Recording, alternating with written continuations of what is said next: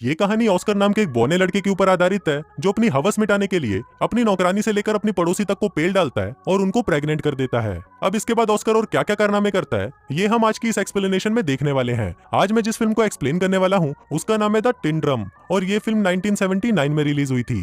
कहानी शुरू होती है और हम एना नाम की एक औरत को देखते हैं जो अपने खेत में काम कर रही होती है। तभी वहाँ पर जोसेफ नाम का एक आदमी भागते हुए उसके पास आता है और पुलिस से छुपने के लिए उसकी मदद मांगता है। तभी एना अपनी जादुई गुफा खोलकर उसमें जोसेफ को छुपा लेती है, पर जोसेफ भी एक नंबर का हरामी होता है और वो एना की गुफा में ही उसका गेम बजाना शुरू कर देता है। फिर पुलिस के वहाँ से जाने के बाद वो दोनों भी वहाँ से भाग जाते हैं और एक दूसरे के साथ रहना शुरू कर देते हैं। फिर एक दिन पुलिस जोसेफ को पकड़ ही लेती है, पर इससे पहले कि वो उसे मार डाले जोसेफ पानी में कूदकर वहाँ से गायब हो जाता है। अब कुछ लोगों का कहना है कि वो डूब गया और कुछ का कहना है कि वो भागकर अमेरिका आ गया जहाँ पर वो एक अमीर बिजनेसमैन बनकर ऐश कर रहा है। वहीं दूसरी तरफ एना और उसकी बेटी एग्नेस बाजार में सामान बेचकर अपना गुजारा कर रहे थे। एग्नेस अपने कजन जैन से प्यार करती थी जो एक पॉलिश पोस्ट ऑफिस में काम करता था। इसके अलावा एग्नेस एल्फ्रेड से भी प्यार करती थी जो एक जर्मन शेफ था। अब उन तीनों के एक साथ मचाए हुए कांड से एग्नेस को ऑस्कर नाम का एक बेटा होता है जिसका बाप जैन था या एल्फ्रेड ये सिर्फ भगवान को ही पता है। अब पैदा होने के बाद ऑस्कर चुप होने का नाम ही नहीं ले रहा था, पर जब उसकी माँ ने कहा कि उसकी 3 साल की उम्र होने पर वो उसे एक टिन ड्रम देगी तब जाकर ऑस्कर ने रोना बंद किया।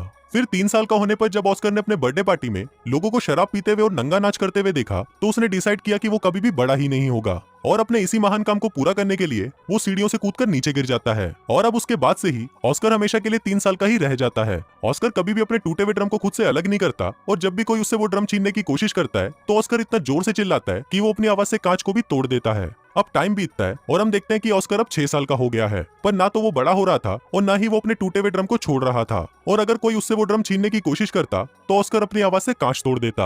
अब ऑस्कर की इस पावर को देखकर डॉक्टर्स भी हैरान थे, पर ऑस्कर के परिवार को सिर्फ ये जानना था कि वो बड़ा क्यों नहीं हो रहा। दूसरी तरफ हम देखते हैं कि एग्नेस हर गुरुवार को ऑस्कर के साथ शहर जाया करती थी और काम के बहाने ऑस्कर को एक दुकान में छोड़कर वो जैन के पास जाकर उसके साथ घचाघच किया करती थी। पर एक दिन ऑस्कर को अपनी माँ की इस चढ़ती जवानी के बारे में पता चल जाता है। अब कुछ साल और बीतते हैं और ऑस्कर अब 12 साल का हो चुका है। फिर एक दिन ऑस्कर अपने मॉम डैड के साथ सर्कस देखने जाता है जहाँ पर कुछ बोने लोगों को परफॉर्म करता देखकर ऑस्कर के मॉम डैड को भी लगने लगता है कि शायद ऑस्कर भी बोना है। फिर सर्कस खत्म होने के बाद ऑस्कर बेब्रा नाम के एक बोने से मिलता है जो कि ऑस्कर के इस टैलेंट को देखने के बाद उसे अपने सर्कस में काम करने के लिए बोलता है, पर तभी वहाँ पर ऑस्कर के मॉम डैड आ जाते हैं और उसे अपने साथ ले जाते हैं। अब इसके कुछ दिनों बाद हम देखते हैं कि एग्नेस जिस दुकानदार के पास ऑस्कर को छोड़कर जाया करती थी वो दुकानदार एग्नेस से प्यार करने लगा था।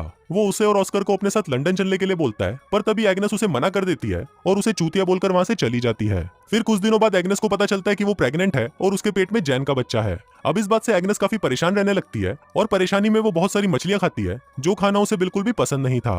वहीं उसके पति एल्फ्रेड को इस बात से कोई मतलब नहीं था कि जैन के पेट में किसका बच्चा है, वो सिर्फ एग्नेस को खुश देखना चाहता था। पर क्योंकि ऑस्कर के पैदा होने के बाद एग्नेस को कभी भी खुशी नहीं मिली इसलिए वो उस बच्चे को जन्म नहीं देना चाहती थी और ज्यादा मछलियां खाने के बाद फूड पॉइजनिंग की वजह से उसकी डेथ हो गई। अब इसके कुछ सालों बाद हम ऑस्कर को देखते हैं जो अपना ड्रम ठीक कराने के लिए जैन को एक पॉलिश पोस्ट ऑफिस में लेकर जाता है। ये वो दौर चल रहा था जब जर्मनी पूरे पोलैंड पर हमला करके उसे अपने कब्जे में करने की कोशिश कर रहा था। वहीं पोस्ट ऑफिस में भी पॉलिश लोग जर्मनियों पर हमला करने की तैयारी कर रहे थे, पर तभी अचानक जर्मन उन पर हमला कर देते हैं और इस हमले में बाकी लोगों के साथ साथ जैन भी मारा जाता है, पर ऑस्कर किसी तरह बच जाता है और वहां से भाग जाता है। अब इसके कुछ दिनों बाद हम देखते हैं कि एल्फ्रेड 16 साल की मारिया नाम की एक लड़की को अपनी दुकान पर काम करने के लिए रखता है। मारिया दुकान के काम के साथ साथ ऑस्कर का भी ध्यान रखती थी और फिर कुछ दिनों में ऑस्कर को मारिया से प्यार होने लगा। ऑस्कर भी मारिया जितनी ही उम्र का था, पर मारिया को इस बात पर यकीन नहीं था और उसे लगता था कि वो अभी भी बच्चा ही है। फिर एक रात जब एल्फ्रेड किसी काम से शहर से बाहर जाता है तो ऑस्कर अपने अंदर की बढ़ती हवस को रोक नहीं पाता और वो मारिया के कंबल में घुसकर उसके साथ गचागच मचाना शुरू कर देता है। अब मारिया को भी इसमें मजा आ रहा था इसलिए वो भी ऑस्कर को नहीं रोकती। अब धीरे धीरे ऑस्कर उसके और करीब आने लगा, पर फिर एक दिन उसे पता चला कि मारिया का एल्फ्रेड के साथ अफेयर चल रहा है। मारिया एल्फ्रेड से बहुत प्यार करती थी, पर एल्फ्रेड सिर्फ उसका इस्तेमाल कर रहा था। अब इस बात से मारिया बहुत ज्यादा दुखी हो जाती है और रोने लगती है, पर जब ऑस्कर उसे संभालने उसके पास आता है तो मारिया उसे बोना बोलकर उसके पिछवाड़े पर लात मार देती है।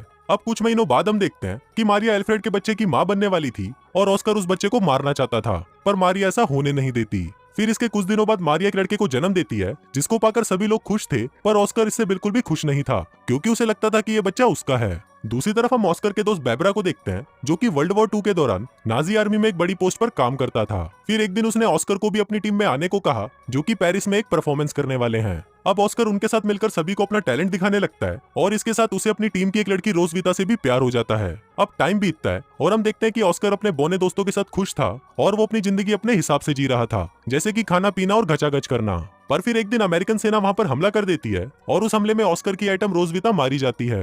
अब उस हादसे के बाद ऑस्कर वापस अपने घर आ जाता है और वहां पर वो मारिया के 3 साल के बेटे को एक वैसा ही टिन ड्रम गिफ्ट करता है जो कि उसे उसकी 3 साल की उम्र में मिला था। अब मारिया ऑस्कर के आने से बिल्कुल भी खुश नहीं थी, पर एल्फ्रेड उसके आने से बहुत खुश था और उसने ऑस्कर को उन लोगों से छुपा कर रखा जो उसका इलाज करने के लिए उसको हॉस्पिटल में भर्ती करना चाहते थे, क्योंकि एल्फ्रेड को ऐसा नहीं लगता था कि ऑस्कर एबनॉर्मल है। अब शहर में जैसे जैसे तनाव का माहौल बढ़ रहा था तो एल्फ्रेड को भी डर के मारे ऑस्कर और अपनी एक पड़ोसी लीना को अपने घर के बेसमेंट में छुपा कर रखना पड़ता था। इसके साथ ही एल्फ्रेड को अपने नाजी सिपाही होने का सबूत भी छिपाना पड़ता था। फिर एक दिन अचानक रशियन सिपाही उनके घर पर घुस आते हैं और वो एल्फ्रेड के सामने ही लीना के साथ जबरदस्ती करने लगते हैं। वहीं एल्फ्रेड की नाजी सिपाही होने की सच्चाई छुपाने के लिए ऑस्कर उसे एक पिन देता है जिस पर उसके नाजी सिपाही होने के बारे में लिखा हुआ था, पर तभी एल्फ्रेड बचने के लिए उस पिन को निगल लेता है और वो पिन उसके गले में अटकने की वजह से उसकी वहीं पर मौत हो जाती है। फिर अगली सुबह मारियस नाम का एक आदमी एल्फ्रेड की दुकान पर आता है और अब वो उस दुकान का नया मालिक था। अब दुकान को अपने कब्जे में करने के बाद मारियस एल्फ्रेड का फ्यूनरल कर देता है, क्योंकि उसने भी रिसेंटली अपनी पत्नी और बच्चों को खोया था और वो अपनों को खोने का दर्द अच्छे से समझता था। वहीं एल्फ्रेड के फ्यूनरल पर ऑस्कर को भी समझ आ जाता है कि अब उसका इस दुनिया में और कोई नहीं है, इसलिए ऑस्कर अब डिसाइड करता है कि अब वो फिर से बड़ा होगा। फिर ऑस्कर अपने ड्रम को भी एल्फ्रेड के साथ ही दफना देता है, पर तभी कहीं से एक पत्थर आकर ऑस्कर के सर पर लगता है और वो वहीं पर बेहोश हो जाता है। फिर वहां मौजूद एक आदमी बताता है कि ऑस्कर अब बड़ा होने लगा है। फिल्म के लास्ट सीन में हम देखते हैं कि एना को छोड़कर सभी लोग उस शहर को छोड़कर चले जाते हैं, जहां ऑस्कर को अब पता चलता है कि उसकी चिल्लाने की शक्ति भी जा चुकी है। लास्ट में एना वहीं पर ही रह जाती है जहां से इस कहानी की शुरुआत हुई थी और इसी के साथ ही ये फिल्म यहीं खत्म हो जाती है।